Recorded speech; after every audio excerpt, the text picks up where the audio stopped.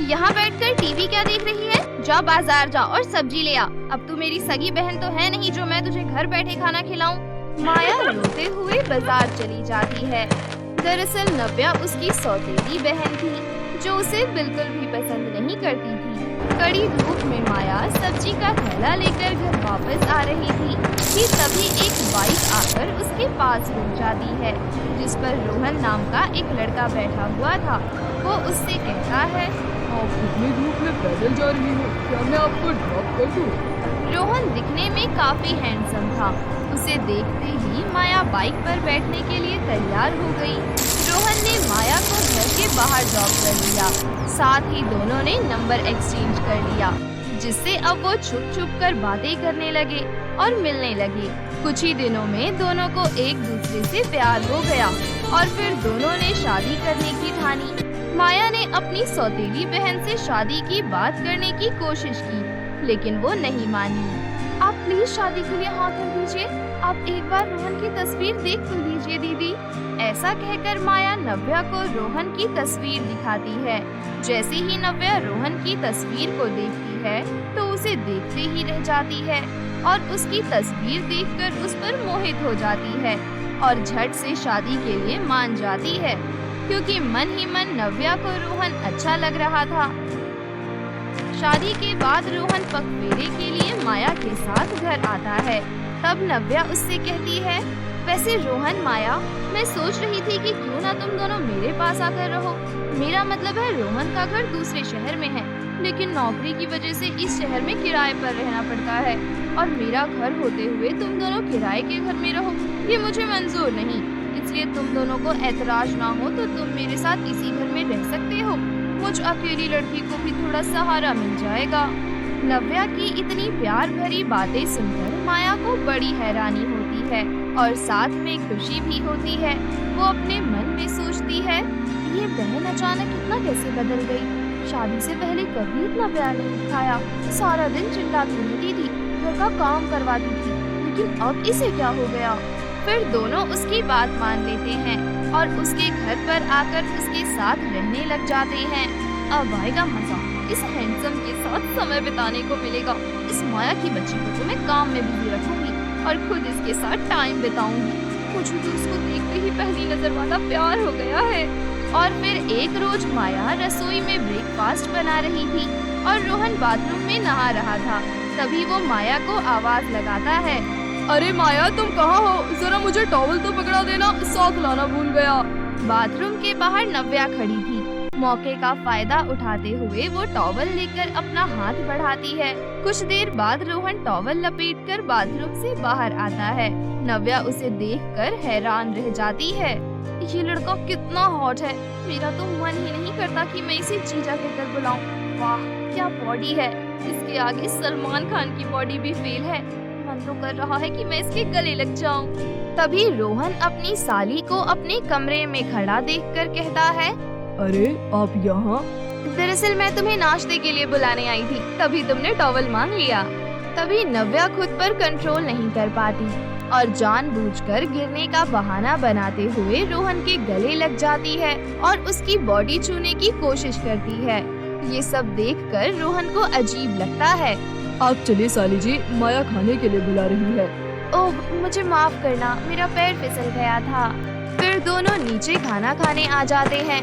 जब वो लोग खाने की टेबल पर बैठे होते हैं तब नव्या जानबूझकर रोहन के पैरों पर अपना पैर लगाती है और कहती है, रोहन देखो, तुम्हारी मनपसंद पाव भाजी बनी है जिसमें ढेर सारा मक्खन डला है। जरा सा खाकर तो बताओ कैसा बना है। नव्या की ऐसी हरकतें देखकर रोहन अपने मन में सोचता है, ये मुझे साली जी के इरादे ठीक नहीं लग रहे, कुछ कह भी तो नहीं सकता।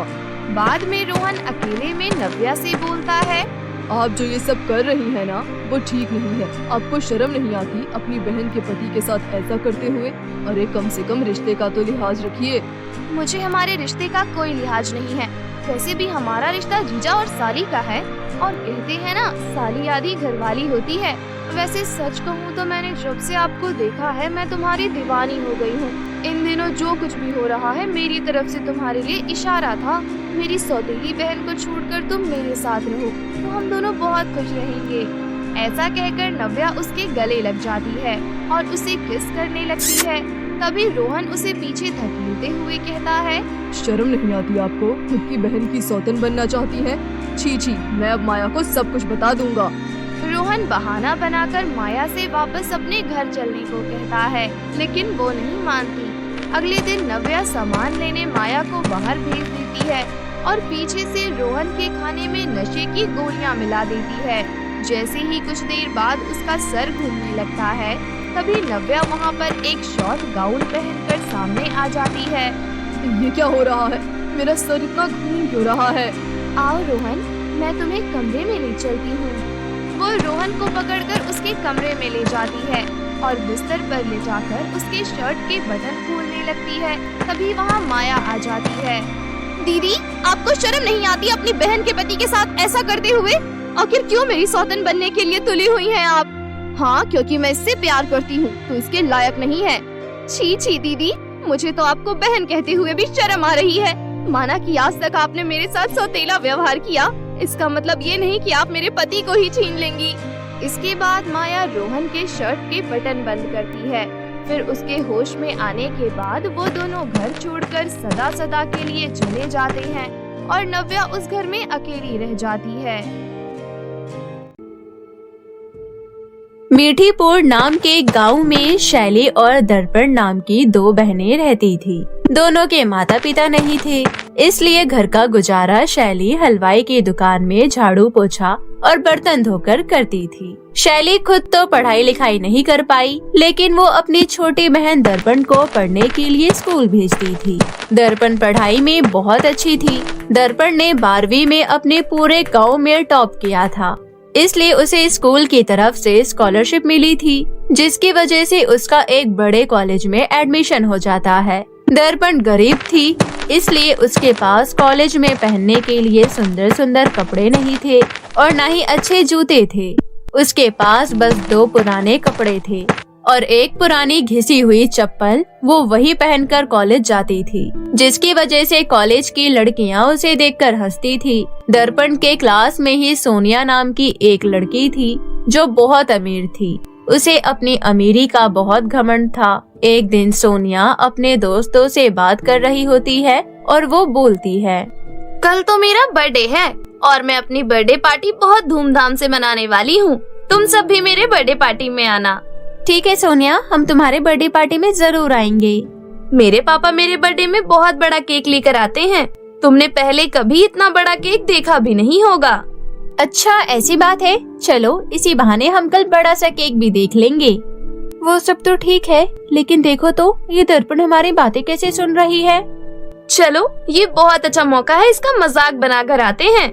इतना बोलकर सोनिया अपने दोस्तों के साथ दर्पण के पास जाती है। दर्पण, तेरा बर्थडे तो सेलिब्रेट होता ही नहीं होगा। तुम गरीब हो ना, ये बर्थडे सेलिब्रेशन तो हम जैसे अमीरों का ही होता है। तुम्हें तो ये भी नहीं पता होगा कि केक दिखने में कैसा होता है। हाँ, और केक के अलग अलग फ्लेवर होते हैं, तुम्हें तो वो भी पता नहीं होगा, जैसे strawberry cake, fruit cake, chocolate cake, vanilla cake. मुझे तो सबसे यम्मी फ्रूट केक लगता है। और मुझे स्ट्रॉबेरी केक। तो कल मेरे पापा मेरे लिए बड़ा सा स्ट्रॉबेरी केक लेकर आएंगे। बेचारी दर्पण, मुझे तो कभी कभी तेरे ऊपर बहुत तरस आता है, इसलिए मैं तुझे भी केक खाने का मौका देती हूँ। कल तू भी मेरे बर्थडे पार्टी में आ जाइयो, पर हाँ, अच्छे कपड़े पहन कर रहियो। कहीं तरस खाकर मैंने तुझे अपने बर्थडे पार्टी में बुलाया और पता चले तूने मेरा ही मजाक बनवा दिया।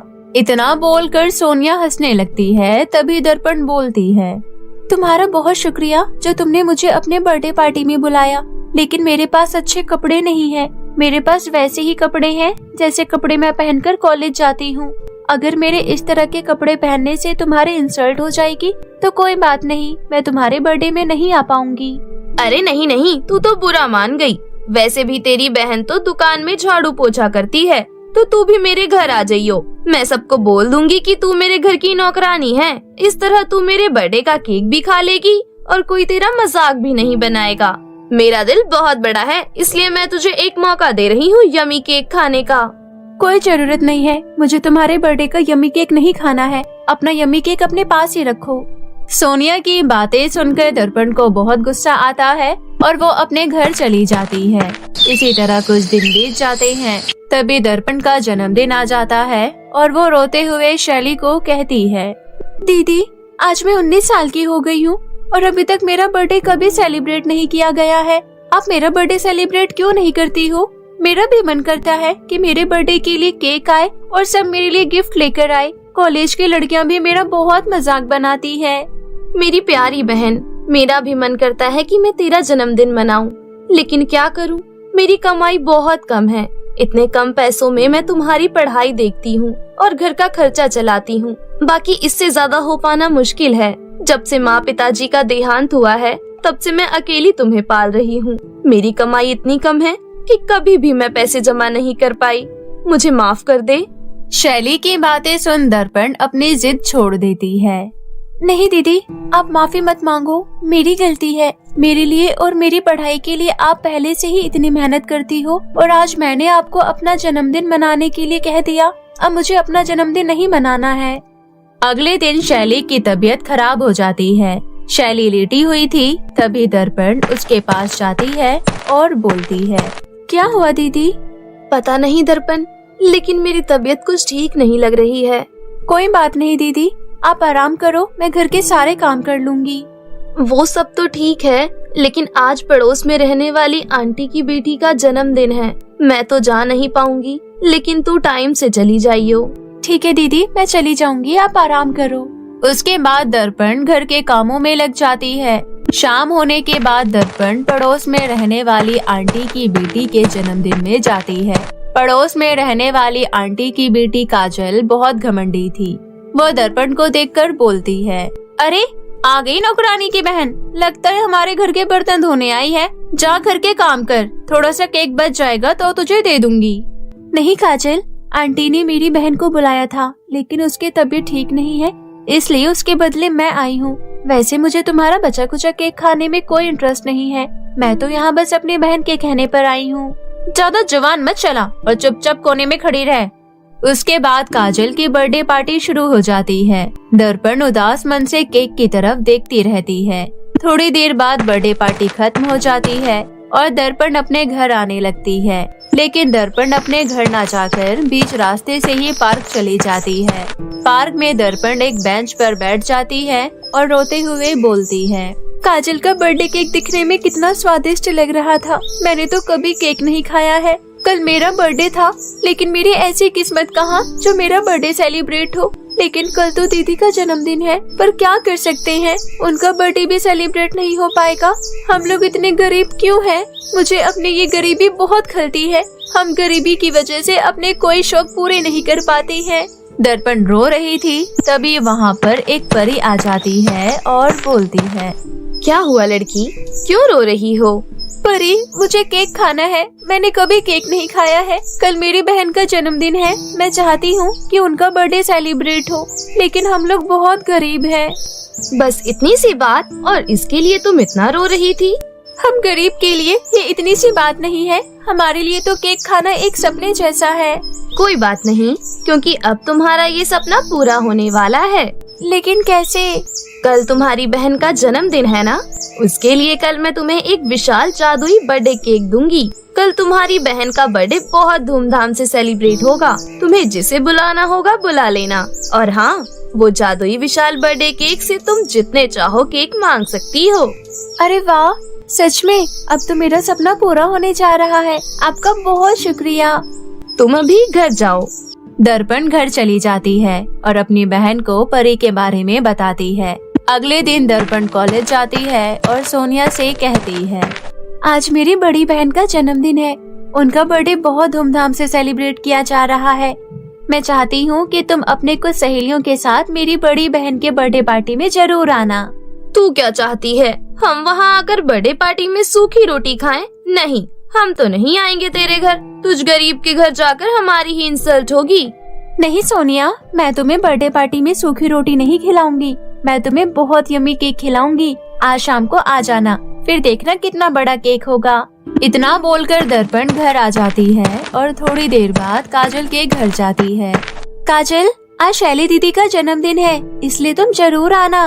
क्यों, हम क्या करेंगे गरीब के बर्थडे पार्टी में आकर?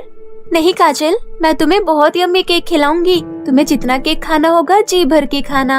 इतना बोलकर दर्पण अपने घर चली जाती है। थोड़ी देर बाद परी आती है और बड़ा सा बर्थडे केक दर्पण के घर के अंदर रखकर चली जाती है। शाम हो जाती है और सभी लड़कियां दर्पण के घर आती है। इतना बड़ा केक देखकर सभी लड़कियां हैरान रह जाती है। सच में ये तो बहुत बड़ा केक है। भला असल जिंदगी में इतना बड़ा केक कैसे हो सकता है? हाँ, और मुझे तो ये समझ नहीं आ रहा, इतना बड़ा केक खरीदने के लिए इसके पास पैसे कहाँ से आए। मैं इस करीब की बर्थडे पार्टी इतनी आसानी से सेलिब्रेट होने नहीं दे सकती। अगर किसी को पता चलेगा कि इसके घर में इतना बड़ा केक आया है तो मेरी बहुत इंसल्ट होगी, क्योंकि मेरे बर्थडे में तो इतना बड़ा केक नहीं था। हाँ सोनिया, मेरे बर्थडे पार्टी में भी इतना बड़ा केक नहीं था। लोग क्या सोचेंगे कि इतने अमीर होकर भी हम लोग इतना बड़ा केक नहीं ला पाए। चलो अभी चलकर इसका केक खराब करते हैं। इतना बोलकर दोनों बर्थडे का केक खराब करने जाती है। तभी बर्थडे केक छूते ही दोनों के हाथों से खून निकलने लगता है। दोनों ये देखकर रोने लगती है। दर्पण देखो, हम दोनों के हाथों से खून बह रहा है। हमें बहुत दर्द हो रहा है, प्लीज हमारी मदद करो। सोनिया और काजल, तुम दोनों इस केक को खराब करना चाहती थी। तुम्हें क्या लगा ये मामूली केक है? ये तो मुझे परी ने जादुई विशाल केक दिया है। तुम दोनों की चोट तब तक ठीक नहीं होगी जब तक तुम दोनों मेरे से माफी नहीं मांगोगी। मेरे से गलती हो गई दर्पण, मुझे माफ कर दो। अब कभी तुम्हारी गरीबी का मजाक नहीं बनाऊंगी। हाँ दर्पण, मुझे भी माफ कर दो। अब हम कभी भी दोबारा ऐसी गलती नहीं करेंगे। दर्पण दोनों को माफ कर देती है। थोड़ी देर बाद दर्पण अपनी बहन का जन्मदिन मनाने लगती है। ये सब देखकर शैली के आंखों में खुशी के आंसू आ जाते हैं और वो कहती है, दर्पण, मैं तुम्हारा जन्मदिन नहीं मना पाई, लेकिन तुमने मेरा जन्मदिन मनाया। इतनी अच्छी छोटी बहन भगवान सबको दे। दीदी, माँ पापा के जाने के बाद आपने मुझे माँ की तरह प्यार दिया है। आपने खुद नहीं पढ़ा, लेकिन मेरी पढ़ाई लिखाई जारी रखी। उन सबके सामने तो ये कुछ भी नहीं है। उसके बाद दोनों एक दूसरे को गले लगा लेती है। इस तरह उस दिन से सब कुछ ठीक हो जाता है और सोनिया और काजल दर्पण को कभी तंग नहीं करती। उसके बाद दर्पण जादुई विशाल केक से बहुत सारे छोटे छोटे केक लेती है और एक बेकरी का दुकान खोल लेती है। उस दिन से कभी भी शैली को झाड़ू पोछा का काम करना नहीं पड़ता है और वो खुद की एक बड़ी सी बेकरी में केक बेचा करती थी। इस तरह हमेशा के लिए सब कुछ ठीक हो जाता है और दर्पण अपनी बहन के साथ हंसी खुशी जीवन व्यतीत करने लगती है। कनकपुर नाम के गांव के जंगल में एक अद्भुत सोने का पेड़ था, जिसकी पत्तियां सोने की थी और उस पर आने वाले फलों के बीज भी सोने के हुआ करते थे।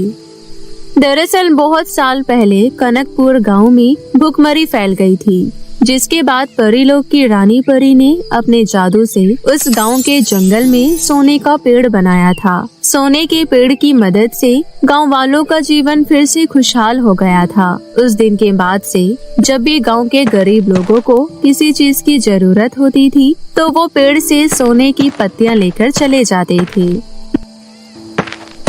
जादुई सोने का पेड़, मेरे बेटे का एक्सीडेंट हो गया है। उसके इलाज के लिए मेरे पास पैसे नहीं हैं। क्या तुम मुझे अपने पेड़ की 5 पत्तियां दोगे?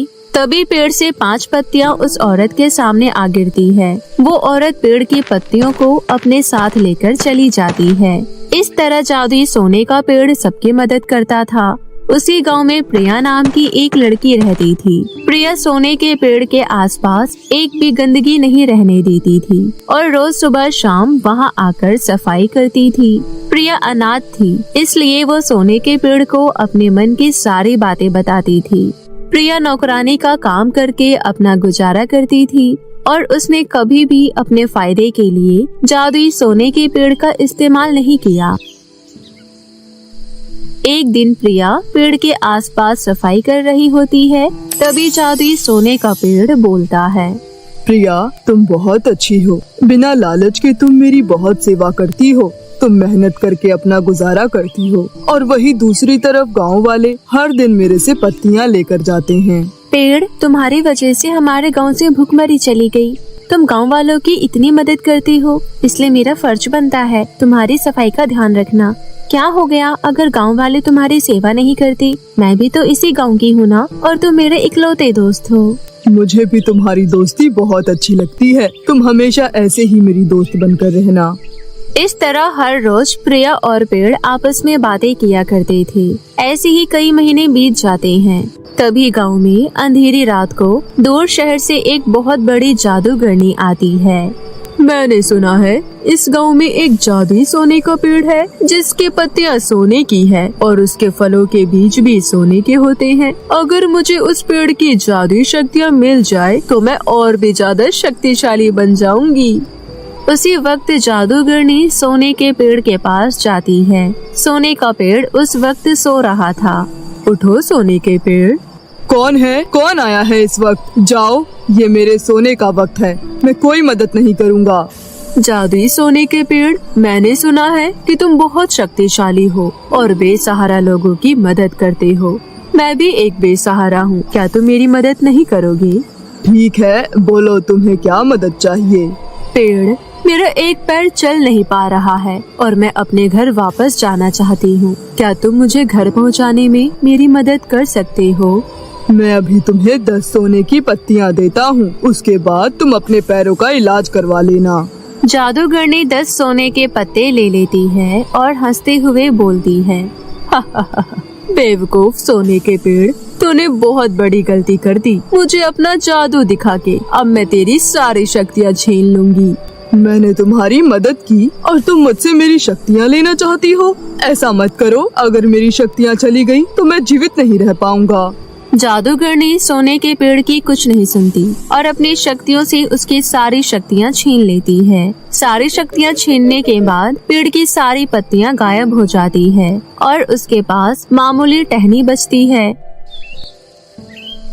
अगली सुबह गांव वाले सोने के पेड़ की जगह मामूली सूखे हुए पेड़ को देखते हैं तो हैरान रह जाते हैं। प्रिया ये देखकर बहुत रोती है। तभी गांव की एक औरत बोलती है, अरे अरे, ये पेड़ तो सूख गया, अभी हमारी मदद करने लायक नहीं बचा। खामखा सूखे पेड़ ने बहुत जगह घेर रखी है और देखने में भी अच्छा नहीं लग रहा, इसलिए हमें इसे काट देना चाहिए। हाँ, तुम सही कह रही हो, इसकी जगह हम कोई दूसरा पेड़ लगा देंगे, कम से कम हमें फल तो मिलेगा। ये सुनकर प्रिया बोलती है, मैंने आप लोगों की तरह बुरे और लालची लोग आज से पहले कभी नहीं देखा। ये कैसी बातें कर रही है प्रिया? बड़ों से बात करने की तमीज नहीं है क्या?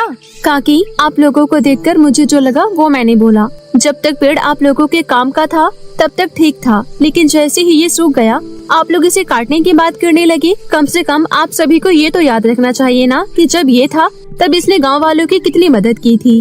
इसको रखकर क्या होगा? इस पेड़ की ऐसी हालत कैसे हुई ये हम सबको पता लगाना चाहिए। मैं किसी को भी ये पेड़ काटने नहीं दूंगी। ये पेड़ जैसा भी है पर ये यहीं रहेगा। अरे देखो तो, ये छोटी सी लड़की हमारे सामने खड़ी होकर कितनी जुबान चला रही है। खुद के आगे पीछे तो कोई है नहीं और हमें रोक रही है पेड़ काटने से। हम भी देखते हैं तू हमें पेड़ काटने से कैसे रोकती है। अगर किसी ने भी अपना एक भी कदम आगे बढ़ाया तो मैं पेड़ काटने के अपराध में पुलिस को बुला लूंगी। उसके बाद पुलिस के चंगुल से आप लोगों को कौन बचाएगा? अगर अभी भी किसी के अंदर इतनी हिम्मत है तो इस पेड़ को काट कर दिखाओ। प्रिया की धमकी सुनकर गांव वालों को बहुत गुस्सा आता है, लेकिन वो कुछ नहीं कर सकती थी, इसलिए गुस्से से वहाँ से चले जाते हैं। गांव वालों के जाने के बाद प्रिया पेड़ के नीचे बैठकर रोने लगती है। सोने के पेड़, मेरे दोस्त, मुझे तुम्हारी बहुत याद आ रही है। एक तुम ही तो थे जिसे अपनी बात बताकर मैं अपना मन हल्का करती थी। ना जाने तुम्हारे साथ ये सब किसने किया है। अगर मुझे सच्चाई का पता चल जाए तो मैं उस इंसान को नहीं छोड़ूंगी। तुम थे तो मुझे अपने अनाथ होने का कोई गम नहीं था, लेकिन आज मुझे लग रहा है कि मैं सच में अनाथ हो गई हूँ। काश मैं तुम्हें पहले की तरह कर पाती। ये गांव वाले तुम्हें यहाँ से हटाना चाहते हैं, लेकिन मैं अपने जीते जी ये कभी नहीं होने दूंगी। तभी सूखा हुआ पेड़ बोलता है, तुम मेरी बहुत अच्छी दोस्त हो प्रिया। तुमने अभी भी मेरा साथ नहीं छोड़ा। मेरे अंदर अभी भी थोड़ी जान बाकी है, लेकिन मैं ज्यादा समय तक जीवित नहीं रह सकता हूँ। पेड़, तुम अभी भी बात कर सकते हो। तुम्हारी आवाज सुनकर मुझे बहुत अच्छा लगा। मुझे बताओ, मैं तुम्हें पहले की तरह कैसे कर सकती हूँ? तुम्हें पहले की तरह करने के लिए मैं कुछ भी करने के लिए तैयार हूँ। तुम कैसे ठीक हो पाओगे? प्रिया, ये बहुत मुश्किल है। मैं तुम्हारी जान खतरे में डालना नहीं चाहता हूँ। नहीं पेड़, तुम्हारे लिए मैं अपनी जान खतरे में डाल सकती हूँ। तुम मुझे बताओ। प्रिया, इसी जंगल के एक गुफा के अंदर आधी रात को एक चांदी का पेड़ प्रकट होता है। तुम उस चांदी के पेड़ से 4 टहनी लाकर मेरे ऊपर रख देना। उसके बाद मैं पहले की तरह हो जाऊंगा। चांदी का पेड़, लेकिन चांदी का पेड़ गुफा के अंदर कैसे आया? जिस रानी परी ने मुझे बनाया था उन्होंने ही गुफा के अंदर एक ऐसा चांदी का पेड़ बनाया जो दिन में किसी को दिखाई नहीं देता और आधी रात को नजर आता है। उन्होंने मुझे कहा था कि जब भी कोई धोखे से तुमसे तुम्हारी शक्तियाँ लेगा उसके बाद ये चांदी का पेड़ तुम्हारी मदद करेगा। आधी रात को गुफा के बाहर जंगली जानवर होते हैं, इसलिए तुम अपना ख्याल रखना। तुम परेशान मत हो, मुझे कुछ नहीं होगा और न ही मैं तुम्हें कुछ होने दूंगी। उसी दिन आधी रात को प्रिया गुफा के पास जाती है। गुफा के बाहर एक शेर था जो सोया हुआ था। अरे यहाँ तो बहुत खतरनाक शेर है, लेकिन अभी ये सोया हुआ है। जल्दी से बिना आवाज किए गुफा के अंदर चली जाती हूँ। प्रिया धीमे धीमे गुफा के अंदर चली जाती है। गुफा के अंदर उसे चांदी का पेड़ नजर आ जाता है। जादुई चांदी के पेड़, जादुई सोने के पेड़ को तुम्हारी जरूरत है। कृपया करके मुझे तुम अपने पेड़ की 4 टहनी दे दो। मैं ये अच्छे से जानता हूँ, परी ने मुझे जादुई सोने की पेड़ की मदद करने के लिए ही बनाया था। मैं तुम्हारा ही इंतजार कर रहा था। इतना बोलकर चांदी का पेड़ अपनी 4 टहनी प्रिया को दे देता है। टहनी देने के बाद चांदी का पेड़ वहाँ से गायब हो जाता है। प्रिया टहनियों को लेकर सोने के पेड़ के पास आ जाती है और टहनियों को सोने के पेड़ के ऊपर रख देती है। अगली सुबह फिर से प्रिया पेड़ के पास जाती है और देखती है कि पेड़ फिर से पहले की तरह सोने का पेड़ बन गया है। प्रिया, तुम्हारा बहुत धन्यवाद। तुमने मुझे एक नया जीवन दिया है। अगर दोस्त हो तो तुम्हारे जैसा जो अपने दोस्त के लिए कोई भी खतरा मोल ले सकता है। पेड़, अब तुम मुझे बताओ, तुम्हारी सारी शक्तियाँ किसने ली थी? मेरी सारी शक्तियाँ एक जादूगरनी ने अपने जादू से ले ली थी। मुझे लगता है वो आज भी मेरी शक्तियाँ फिर से लेने आएगी। ठीक है, फिर मैं आज रात को यहाँ से कहीं नहीं जाऊंगी। उस दिन रात को फिर से वो जादूगरनी आती है और पेड़ की शक्तियाँ छीनने की कोशिश करने लगती है।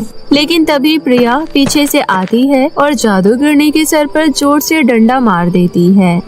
तुम्हारी इतनी हिम्मत कैसे हुई सोने के पेड़ की शक्तियाँ लेकर उसको मारने की? जादूगरनी बहुत डर जाती है और घबरा कर वहाँ से भाग जाती है।